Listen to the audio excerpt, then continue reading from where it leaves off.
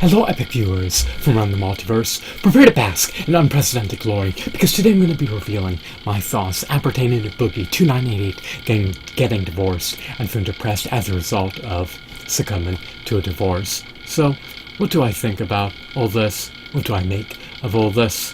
Well, it's quite an unfortunate calamity, to say the least. It's quite tragic, but this was preordained to transpire. This was Boogie2988's Moira.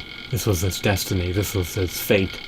It was preordained to unfold in this particular manner. Now, people should not depend on others to derive their pleasure from. In other words, if you want to have perpetual pleasure that can be maintained, presuming you're wealthy, then you should buy material possessions. Material possessions always buy happiness. They cannot divorce you unless you become eviscerated of all your assets.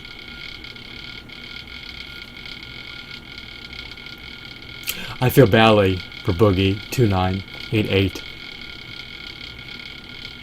He's an entertainer. People deem his content to have merit, but he should have known that this was coming. Did he think that someone would marry him for his personality and for his charisma and charm? Whenever you get married, you incur a deleterious risk of having to pay alimony in perpetuity. You incur the risk of losing at least half of your assets. Your finances become joint with your spouse, and your property can easily become relinquished to your wife. So there's no benefits appertaining to getting married. It just bears tremendous risks. Hopefully he's not wallowing in depression anymore. Hopefully he's found something new that appeases him and that tickles his fancy and piques his interest, other than his relationship with his ex-wife. So in other words, don't derive your pleasure from spending time. Don't depend on deriving your pleasure from spending time with others, because if they sever the relationship with you, if they cut the cord, if they want you to be evicted from the bowels of their mind, then you're likely going to succumb to depression. However, if you derive your pleasure from being in simulations, within simulations, by playing video games, if you derive your pleasure from taking a gander at aesthetically appealing statues and action figures, if you derive your pleasure from creating riveting, captivating, stellar content, if you derive your pleasure from partaking in sports, if you derive your pleasure from undergoing REM sleep, then you will not succumb to depression when a relationship in your life ends. The effects will be attenuated and minimized and mitigated, to say the least. In other words, don't place so much value in your relationships with other people. I place a tremendous amount of value in material possessions. I love them. They don't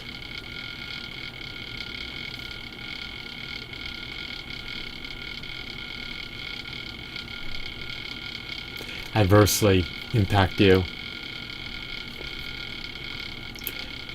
Material possessions bring you pleasure. They elicit jubilance, gleefulness, and ineffable levels of happiness. So, if you want to feel euphoric, elated, ecstatic, and floored, then surround yourself with material possessions that you derive pleasure from. If you're dependent upon other people to bring you pleasure, then you may be disappointed and depressed and wallow in agony and displeasure when your temporary relationships with them are severed. So he should have expected the worst case scenario going into the situation. The risks were colossal and the rewards were non-existent.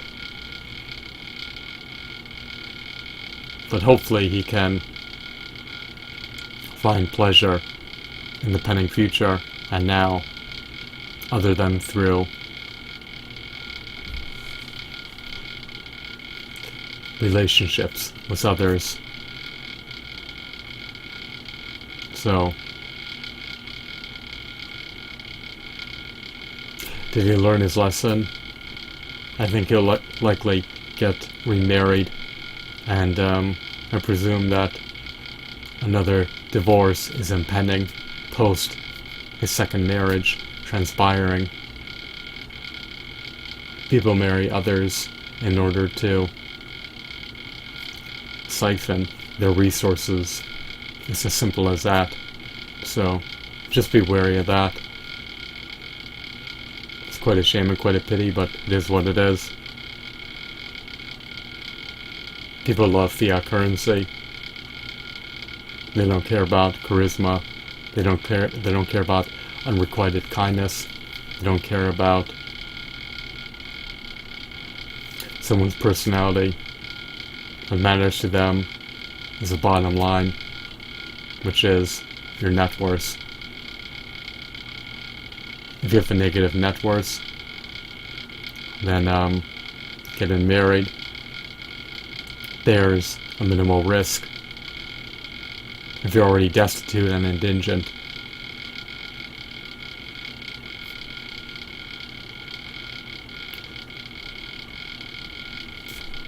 you don't have too much to lose from a divorce. But if you have a copious amount of assets, then a divorce could be far more acutely dire than you ever fathomed. So that's everything I wanted to relay and notify you of. I feel badly for him. I hope that the situation has been remedied and rectified and resolved, but it may never be. Those people will just have to move on. She benefited from the marriage, and hopefully he learned to not succumb to a marriage agreement, even with a prenup in place. So